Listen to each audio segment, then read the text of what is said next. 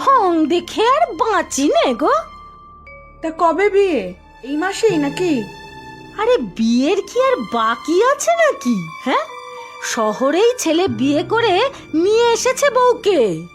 বলো কি গো, আমরা তো পাশাপাশি থেকেও কেউ জানতে পারলাম না। জানবি জানবি, এবার যখন সারাদিন ওদের ঘরে ওই অশান্তি হবে তখন জানবি। ঘরে কাক চিলো বসতে পারবে না, বুঝেছিস? সত্যি বাপু, মল্লিকা বৌদির কপাল পুড়ল, ওরা কপালই একটা। এই নাও মা, তোমার চা। তুমি আবার এত সকালে উঠতে গেলে কেন? আমার তো বরাবরই সকালে ওঠা অভ্যাস। চিরকাল স্কুল কলেজ সকালে ছিল, পরে যখন চাকরি পেলাম সকালেই তো উঠতে হতো। বাবু উঠেছে? না, ওর তো ঘুম ভাঙতেই চায় না। আমি উঠে দেখলাম তুমিও উঠে পড়েছো, তাই দুজনের জন্য চা বানিয়ে নিয়ে এলাম। ওরটা পরে বানাচ্ছি। তা বসো তো দেখি এখানে। আজ কিন্তু আমি সব রান্না করব। না না, তা কেন? তোমার অভ্যেস নেই, অসুবিধা হবে। না, অসুবিধা হবে কেন? তুমি আমাকে তোমার মতো করে সব দেখিয়ে দেবে। তবে আমি আগেও রান্না করতাম বাড়িতে। আচ্ছা, সে হবে খন। এখন একটু সুস্থ হয়ে বসে চাটা খাও। তোমার বাবা মাকে ছেড়ে থাকতে খুব কষ্ট হচ্ছে, তাই না? তা একটু হচ্ছে, তবে তুমি তো আছো আমার আরেক মা। পাগলি একটা। চলো দেখি, তাড়াতাড়ি চা খেয়ে স্নান করে নাও। দুজনে মন্দিরে গিয়ে একটু পুজো দিয়ে আসি। কিন্তু বাবুর বেরোতে দেরি হয়ে যাবে না তো? না না, তোমার ছেলের ঘুম থেকে উঠতে এখনো অনেক দেরি, তার মধ্যে আমরা চলে আসব। কাছেই তো মন্দির। ও মা, মিনতি যে, তুমি আজ মন্দিরে এসেছো? ভাবলাম একটু পুজো দিয়ে আসি। তা তুমি সিঁড়িতে বসে আছো কেন গো? বৌমা এসেছে তো, আমাকে বসিয়ে রেখে ঠাকুরমশাইয়ের কাছ থেকে প্রসাদ নিতে গেল। বাবা, তোমার বৌমা তোমাকে পথে বসিয়ে দেয়নি তো? আর ওই শহুরে বৌমা আবার ঠাকুর দেবতাও মানে? পুজো আর্চায় মতি আছে নাকি? কেন মিনতি, শহরে যারা থাকে তারা যে ভগবান মানে না, এ কথা তোমাকে কে বলল?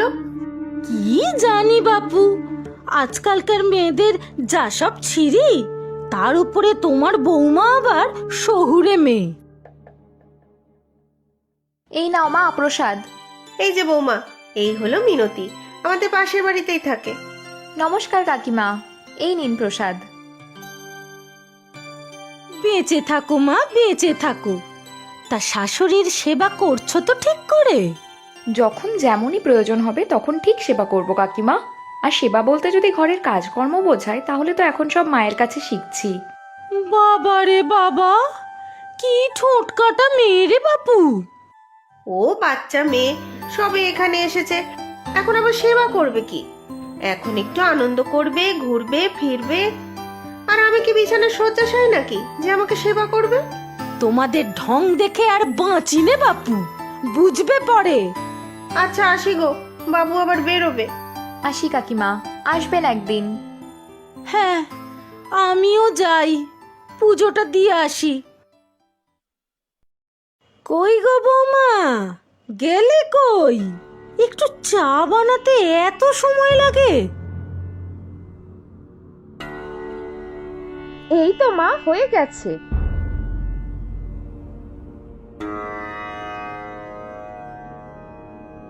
ছি ছি ছি ছি, এটা চা হয়েছে? হ্যাঁ, মুখে তোলা যাচ্ছে না একেবারে। ছ্যা ছ্যা ছ্যা ছ্যা ছ্যা ছ্যা। ভালো হয়নি বুঝি?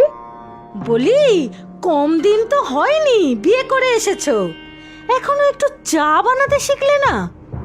বাপের বাড়ি থেকে তো কিছুই শিখে আসনি দেখছি। নিজের মা কি তোমাকে কিছুই শেখায়নি? সবই শিখিয়েছে, কিন্তু কি করব মা, আমার কোনো কাজই তো আপনার পছন্দ হয় না। মুখে মুখে তর্ক করো না বৌমা, কি শিখে এসেছো তা আমার ভালোই জানা আছে। অকর্মার ঢেঁকি সব। যাও দেখি রান্না বসাও। রান্না আমি অনেক আগেই বসিয়ে দিয়েছি। আপনার ছেলে পুকুরে স্নানে গেছে, এলে খেতে দেব, কাজে বেরোবে তো। শোনো বৌমা, আমার ছেলের যত্নে যেন কোনো ত্রুটি না হয়। সারাদিন কত খাটাখাটনি করে খোকাটা। আমিও ভাবছি একটা কাজের চেষ্টা করব এবার। পাশের বাড়ির সুমিতা সেদিন বলছিল ও কত বড় চাকরি করতো বিয়ের আগে, আবারও চাকরি করবে বলল। ও, এখন আবার ওই ফুটানি মারা মেয়েটার সাথে খুব মেলামেশা করা হচ্ছে বুঝি?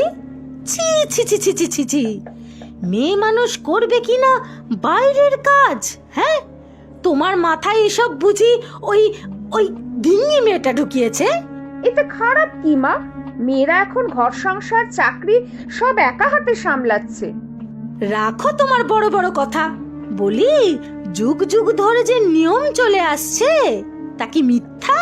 হ্যাঁ, ছেলেরা বাইরে কাজ করবে আর মেয়েরা ঘরে।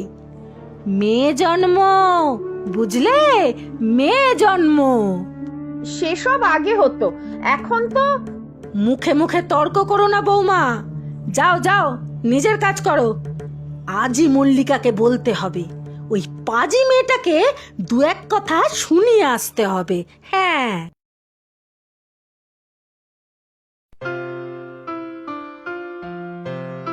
তোমার বাড়ি যাচ্ছিলাম চুপি চুপি, আমার শাশুড়ি এখন পাড়া বেড়াতে বেরিয়েছে, সেই সুযোগে ভাবলাম চট করে তোমাদের বাড়ি থেকে ঘুরে আসি। তুমি যেন একটু